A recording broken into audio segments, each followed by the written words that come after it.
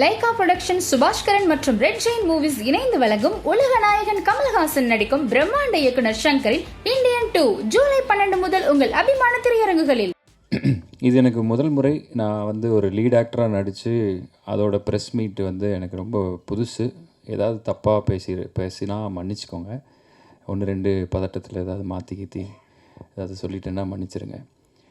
முதலாவதாக இங்கே வந்திருக்கிற பத்திரிகை ஊடகம் துறை நண்பர்கள் பெரியவங்க இங்கே வந்திருக்கிற எல்லாருக்குமே பெரிய வணக்கம். மேடையில் உட்காந்துருக்கிற டெக்னீஷியன்ஸ், கீழேயும் இருக்கிற டெக்னீஷியன்ஸ், இந்த படத்தை உருவாக்க உதவுனவங்க, ஸோ அப்படி எல்லாருக்குமே என்னோடய பணிவான வணக்கம். அப்புறம் இந்த மீடியா, இந்த ப்ரெஸ் பெரியவங்க மூலமாக என்னை பார்த்துக்கிட்டு இருக்கிற சினிமா ரசிகர்களுக்கும் என்னோடய பணிவான வணக்கம்.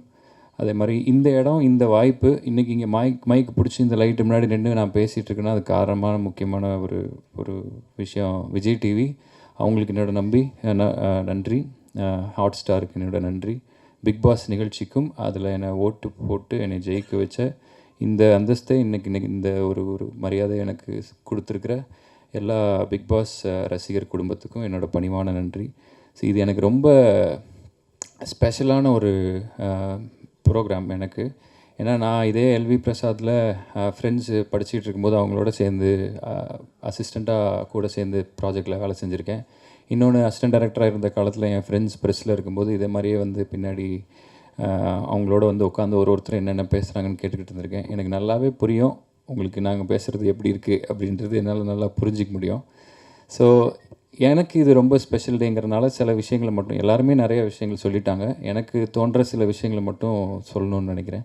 ஸோ அதில் முதல் விஷயம் என்னென்னா, இன்றைக்கி நம்ம வீட்டிலேருந்து கிளம்பி பக்கத்தில் இருக்கக்கூடிய சினிமா தேட்டரில் போய் ஒரு படம் பார்க்குறதுக்கே லேட் ஆகுது. பிளான் பண்ண டைமில் போய் பார்க்க முடியல.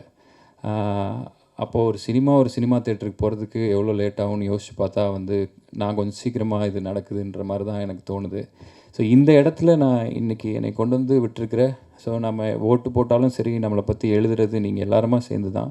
இந்த வெற்றியை நீங்கள் எனக்கு கொடுத்தது. ஸோ இன்றைக்கி நான் இங்கே நிற்கிற இந்த நிமிஷத்துக்கு ரொம்ப நன்றியோடு இருக்கிறேன். ரொம்ப எனக்கு சந்தோஷமாகவும் இருக்குது. இதை மாதிரியே வாழ்க்கையில் எந்த இடம் கிடைச்சாலும் அந்த நிமிஷத்தில் சந்தோஷமாக இருக்கணும் அப்படின்றத நான் இங்கே மேனிஃபெஸ்ட் பண்ணிக்கிறேன்.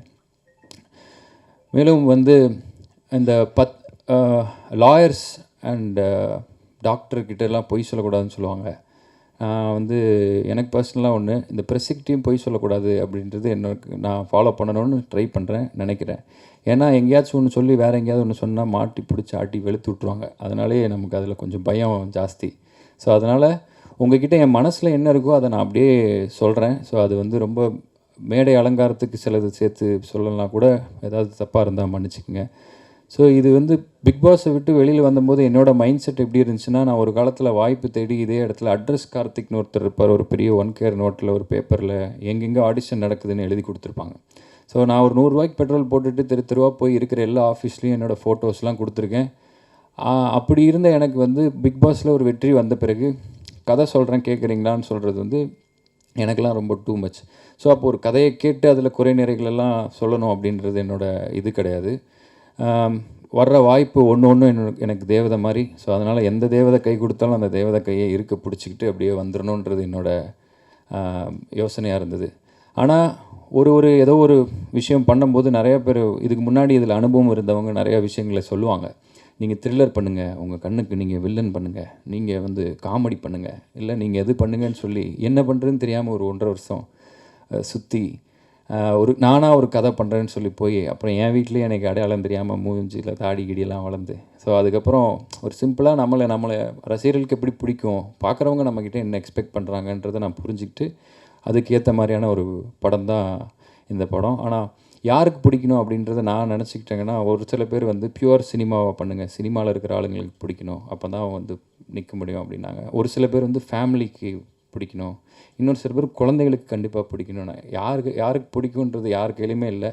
ஆனால் எனக்கு ஒரு ஆசை, இந்த படத்தை லேடிஸ்க்கு ரொம்ப பிடிக்கும்னு நினைக்கிறேன். இந்த படம் தாய் குலங்களுக்கு ரொம்ப பிடித்த படமாக இருக்கும். இந்த பண்பாட்டு ஜாம் ரொம்ப சிம்பிளான ஒரு படம், அது ஹம்பிளான ஒரு படம். அண்ட் இந்த படத்தில் நிறையா விஷயங்கள் நான் அவங்ககிட்ட ஷேர் பண்ணணும், நிறையா சொல்லணும்னு தோணுது. ஆனால் இது ஒரு போஸ்டர் லான்ச்சுன்றதுனால என்னோடய உரையை சுருக்கமாக முடிச்சுக்கிறேன். என்னென்னா இன்றைக்கி நிறையா டெக்னாலஜி வளர்ந்துருச்சு. இப்போ நீங்கள் என்ன மாதிரியான ஒரு போஸ்டர் வேணும் அப்படின்றதுக்கு ஒரு சின்ன சென்டென்ஸில் நீங்கள் ஏஐக்கு ஒரு ப்ராம்ப்ட் கொடுத்தீங்கன்னா உங்களுக்கு அப்படியே அது க்ரியேட் பண்ணி அல்ட்ரா ரியலாக ஏதோ ஒன்று கொடுக்குது. ஸோ ரொம்ப ஈஸியாக மாறிக்கிட்டே வர்ற இந்த நேரத்துலையும் கூட கைப்பட வரைகிற ஆர்டிஸ்ட்டை வச்சு ஒரு குதிரையும் ஒரு ஆள் ஒரு அம்பும் அதில் இருக்கிற ரத்தம் பன்னு பட்டர் ஜாமுன் எல்லாத்தையும் தனித்தனியாக வரைய வச்சு கேரளாவில் எல்லோ டூத் அப்படின்ற ஒரு நிறுவனம் வந்து இன்றைக்கி இந்த ஃபர்ஸ்ட் லுக் வந்து ரொம்ப சிறப்பாக பண்ணியிருக்காங்க. ஸோ அவங்க எங்கே இருந்தாலும் அதை பார்த்துட்டு இருந்தீங்கன்னா உங்களுக்கு நாங்கள் ரொம்ப கடமைப்பட்டிருக்கோம். ரொம்ப நன்றி. இதுதான் ஒரு நாய்ஸை க்ரியேட் பண்ண போகுது. அண்ட் அவங்கள உள்ள ரோப்பின் பண்ணதுக்கு ரைஸ் அண்ட் ஷைன் சினிமாவாலா நிறுவனம் சதீஷ் மற்றும் துரைக்கு என்னோடய பணிவான வணக்கம். ரொம்ப நன்றி. தேங்க்யூ. அண்டு கடைசியாக ஒரு விஷயம், புராண கதைகள்லாம் வந்து மனுஷனோட தலையெழுத்தை வந்து பிரம்மர் எழுதுறாரு அப்படின்னு சொல்லுவாங்க. அவருக்கு 4 தலை அப்படின்னு சொல்லுவாங்க. ஏன்னா மனுஷனை அவ்வளோ காம்ப்ளிகேட்டடான ஒரு ஆளை உருவாக்குறதுக்கு 4 தலை வேணும். அதே மாதிரி என்ன மாதிரி நடிகர்களை வந்து அவங்களோட தலையெழுத்து எழுதுறதுக்கு ஒரு 4 தலை முக்கியமாக இருக்குது. முதல் தலை சினிமாவுக்காக எழுதும் எழுத்தாளர். ஸோ அந்த எழுத்தாளர் இங்கே இருக்கார். என் சினிமா வாழ்க்கையின் முதல் பக்கத்தை எழுதின எழுத்தாளர். 2வது தலை அதோட டெக்னீஷியன்ஸ். அவர் ஃப்ரேமில் எழுதுவார். கேமராமேன், மியூசிக் டைரக்டர் வந்து மியூசிக்கல் நோட்ஸில் எழுதுவார். எடிட்டர் எழுதுனது பூரா கட் பண்ணி எரிஞ்சிருவார். அந்த மாதிரி 2nd தலை வந்து டெக்னீஷியன்ஸ். 3வது தலை அப்படின்றது வந்து நீங்கள் தான். நீங்கள் எழுதுறது தான் என் தலையெழுத்தில் அது கொஞ்சம் பார்த்து கரெக்ட் பண்ணி நீங்கள் எழுதுறது. 4வது தலை மக்கள். நீங்கள் என்ன எழுதுறீங்களோ அதை பார்த்து படித்து அவங்க மீண்டும் ஒன்று எழுதுவாங்க.